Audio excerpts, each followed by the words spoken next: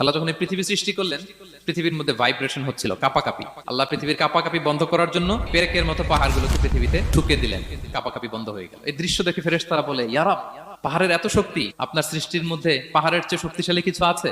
আল্লাহ বললেন আছে। সেটা কি? আল্লাহ বললেন সেটা লোহা, কারণ লোহা দিয়ে পাহাড় কাটা যায়, ঠিক কিনা? লোহার কথা শুনে ফেরেশতারা অবাক। ফেরেশতারা প্রশ্ন, তাহলে আপনার সৃষ্টির মধ্যে লোহার চেয়ে শক্তিশালী কিছু আছে? আল্লাহ বললেন আছে। কি সেটা? আন্নার, আগুন। কারণ আগুন লোহাকে কি করে? গলিয়ে ফেলে। ফেরেশতারা শুধু অবাকই হচ্ছে। ফেরেশতারা বলে, আগুনের চেয়ে শক্তিশালী কিছু আছে? আল্লাহ বলে আছে, আলমা, পানি। কারণ আগুনে দাউ দাউ করে জ্বলে ওঠা আগুনের মধ্যে পানি দিলে আগুন অস্তিত্ব হারায়। ফেরেশতারা শুধু অবাকই হচ্ছে। তারা বলে, তাহলে পানির চেয়ে শক্তিশালী কিছু আছে? আল্লাহ বলেন আছে, রিহ, বাতাস। কারণ বাতাস পানিকে একদিক থেকে আরেক দিকে নিয়ে যায়। জলের মধ্যে বায়ুর উচ্ছ্বাস লাগলে জলোচ্ছ্বাস তৈরি হয়, ঠিক কিনা? ফেরেশতারা আবার অবাক হয়ে বলে, তাহলে বাতাসের চেয়ে শক্তিশালী কিছু আছে? আল্লাহ বললেন আছে। সেটা কি? বলতেছে বনি আদম, ওই মানুষ শক্তিশালী যে গোপনে দান করে।